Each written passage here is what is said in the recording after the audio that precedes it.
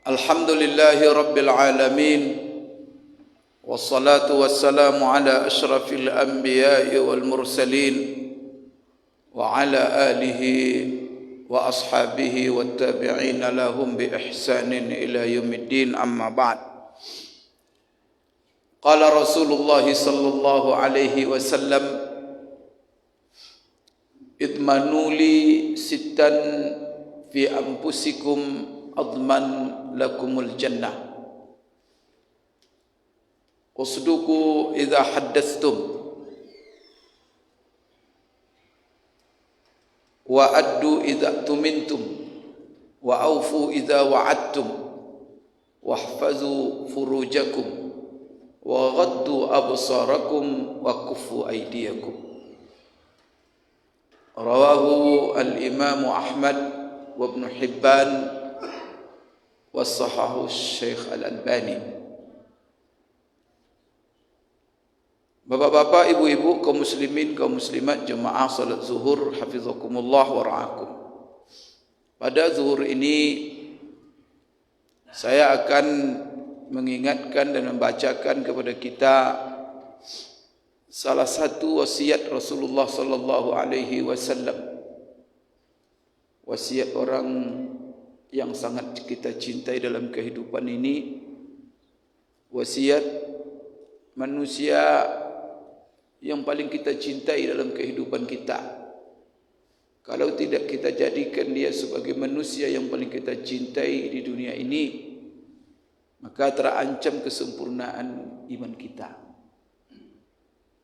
Rasulullah sallallahu alaihi wasallam sendiri mengatakan, la yu'minu ahadukum hatta akuna ahabba ilaihi min walidihi wa waladihi wa malihi wan nasi ajma'in. Tidak akan sempurna iman salah seorang kamu, kata Rasulullah, sampai aku lebih dicintainya dari bapaknya, dari anaknya, dari hartanya, dari jabatannya, dan dari manusia sekaliannya. Artinya Rasulullah SAW ini, kalau kita ingin mencapai kesempurnaan iman, wajib kita cintai, menjadi manusia pertama yang kita cintai dalam kehidupan kita di dunia ini. Bahkan kita mencintai beliau melebihi cinta kita kepada diri sendiri. Sehingga pernah berpapasan Umar bin Khattab dengan Rasulullah sallallahu alaihi wasallam. Lalu Rasulullah sallallahu alaihi wasallam menggandengkan tangannya, pegang tangannya Umar, lalu dia berjalan bergandengan tangan. Maka Umar ketika itu mengungkapkan rasa bahagianya. Lalu dia mengatakan kepada Rasulullah sallallahu alaihi wasallam, demi Allah ya Rasulullah, saya sangat mencintaimu dan cintaku kepadamu melebihi cintaku daripada segala-galanya kecuali dari diriku. Artinya Umar mengatakan di sini, saya lebih mencintai dirimu hai Rasulullah daripada seluruh yang ada di dunia ini kecuali dari diriku. Artinya dia masih lebih mencintai dirinya dari Rasulullah sallallahu alaihi wasallam. Maka Rasulullah SAW mengatakan, kalau begitu hai Umar, kamu belum disebut mencintaiku. Maka Umar balik bertanya, kalau begitu ya Rasulullah, kapan aku benar-benar disebut mencintaimu ya Rasulullah? Maka apa kata Rasulullah sallallahu alaihi wasallam? Engkau belum disebut benar-benar mencintaiku hai Umar sampai engkau mencintaiku melebihi cintamu kepada dirimu sendiri. Dan inilah yang kita praktekkan dalam amal kita, Bapak Ibu sekalian, sebagai orang beriman. Orang yang sangat kita cintai ini, yang menjadi nomor satu dalam kehidupan dunia ini kita cintai. Tentu Bapak Ibu, setelah kita mencintai Allah, maka cinta kita itu nomor satu kepada Allah. Setelah itu kepada Rasulullah sallallahu alaihi wasallam. Manusia yang sangat kita cintai ini berwasiat kepada kita. Maka pada zuhur ini saya akan membacakan salah satu wasiatnya. Wasiatnya ini didengar oleh salah seorang sahabat yang bernama Ubadah bin Samit. Maka Ubadah bin Samit menceritakan bahawa Rasulullah SAW bersabda, dan sabdanya ini walaupun yang mendengar Ubadah bin Samit dan dihadapkan kepada sahabat-sahabat Rasulullah SAW, tapi wasiat ini, perkataannya ini adalah untuk kita semua sebagai umatnya sampai hari kiamat. Apa kata Rasulullah SAW dalam wasiatnya ini? Idmanu li sittan fi anfusikum adman lakumul jannah. Jamin oleh kamu, hai orang-orang yang beriman, untukku dalam dirimu 6 perkara, maka aku akan jamin untukmu semua surga. Artinya Rasulullah sallallahu alaihi wasallam menjamin kita semua ini masuk surga. Tapi dengan syarat kita juga bisa menjamin 6 perkara dalam kehidupan kita. Jaga 6 hal ini dalam diri kita, Rasulullah jamin untuk kita surga. Apa 6 perkara ini? Pertama sekali Bapak Ibu sekalian, kalau kita sebut 6 perkara ini sebenarnya adalah kebutuhan kita semua, hajat kita semua.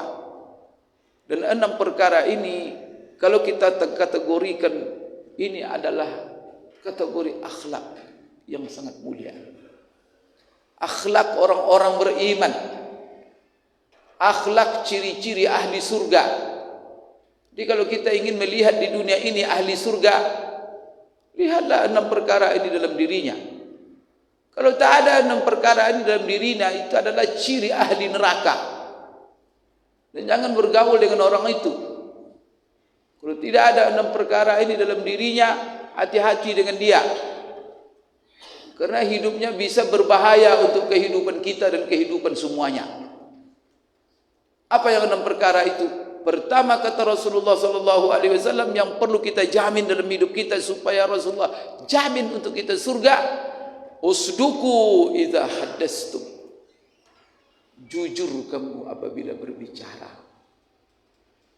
Benar kamu apabila berbicara. Semua yang keluar dari mulutmu harus sesuatu yang benar.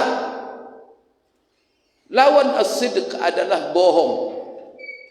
Maka kita ini ketika berbicara wajib hukumnya orang beriman ini, kita orang Islam ini apabila berbicara mengeluarkan kata-kata wajib benar, wajib jujur. Haram berbohong, berdosa berbohong. Itulah orang beriman, itulah orang Islam. Maka kata Rasulullah, usduku idza haddastum. Dalam Al-Quran banyak sekali ayat memerintahkan kita supaya menjadi orang yang jujur dalam perkataan. Seperti Allah berfirman, ya ayyuhalladzina amanu taqullaha wa qulu qawlan sadida. Hai orang-orang yang beriman, bertakwalah kamu kepada Allah. Maka orang beriman itu pertama dia beriman. Kalau kita beriman, kunci surga sudah dapat oleh kita. Modal pertama, modal dasar. Tinggal iman itu kita isi dengan takwa. Maka orang beriman itu konsekuensinya dia bertakwa kepada Allah.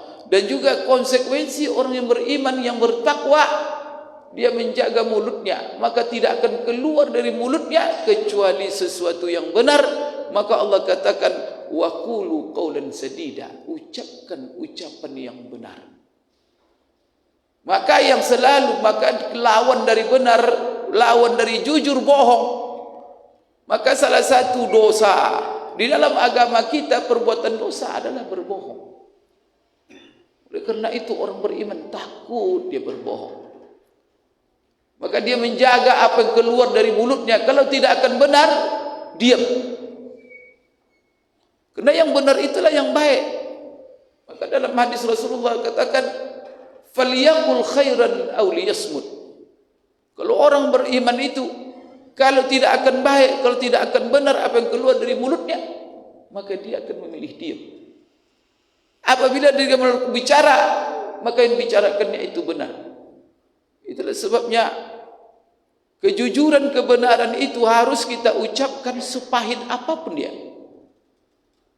Maka Rasulullah SAW dalam hadis yang lain memerintahkan kepada kita, wa qulil haqq walau kana murra. Katakan yang benar itu sekalipun dia pahit. Kadang-kadang kita pertimbangkan, kalau kita nanti benar, sekala pahit itu maksudnya apa? Sekalipun berefek yang pahit untuk kehidupan kita, walaupun akibatnya kita dipecat dari jabatan kita, sekalipun kita mendapat sanksi daripada itu, tapi yang kita ucapkan adalah benar. Tapi jangan sampai kita mencari selamat dengan menempuh dengan cara berbohong. Jangan sekali-kali menempuh kebohongan untuk menyelamatkan diri. Di antara kita ini, kenapa kita kadang-kadang suka berbohong? Salah satunya adalah untuk menyelamatkan diri dari terjadinya masalah. Ada sesuatu pekerjaan yang tidak benar kita lakukan, lalu nanti takut ketahuan oleh istri, lalu istri bertanya, abang dari mana? Padahal dia melakukan sesuatu, kalau dia ucapkan dengan benar, maka istrinya akan marah, maka dia akan mencari kata-kata bohong. Ke kantor juga begitu. Kadang-kadang dia main-main di jalan di warung kopi sehingga terlambat ke kantor. Kalau dia katakan, kenapa kamu terlambat? Tadi duduk di warung kopi, tentu pahit. Dia akan kena marah, dia akan kena sanksi.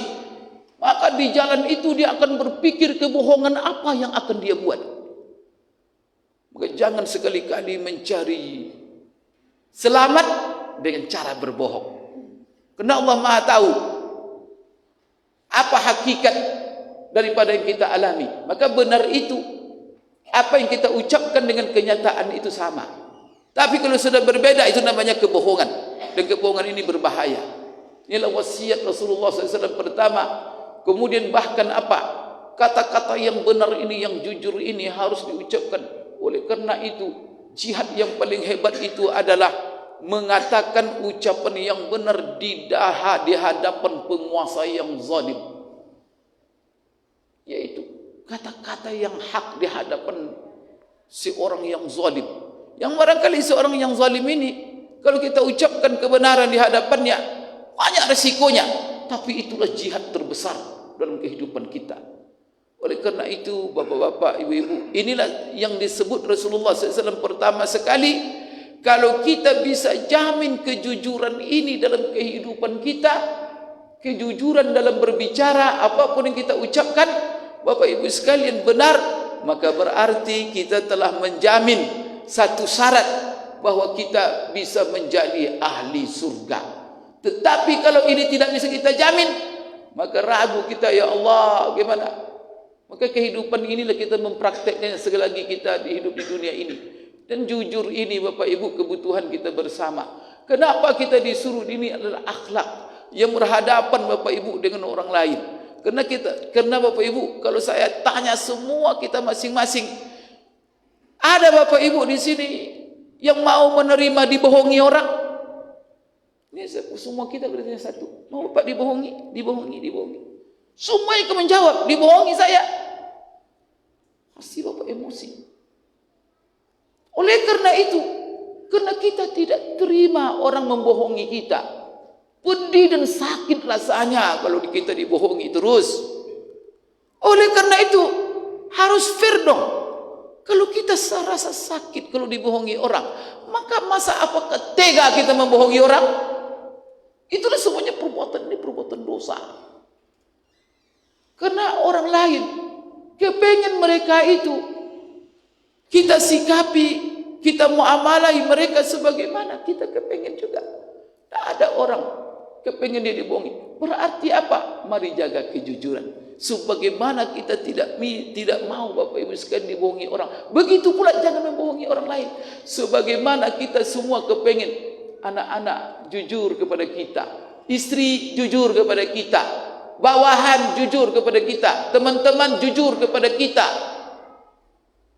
pemimpin-pemimpin kepengen jujur, maka bapak pasti tersakiti Kalau pemimpin-pemimpin kita pembohong, perwakilan-perwakilan rakyat kita pembohong, sakit hati kita.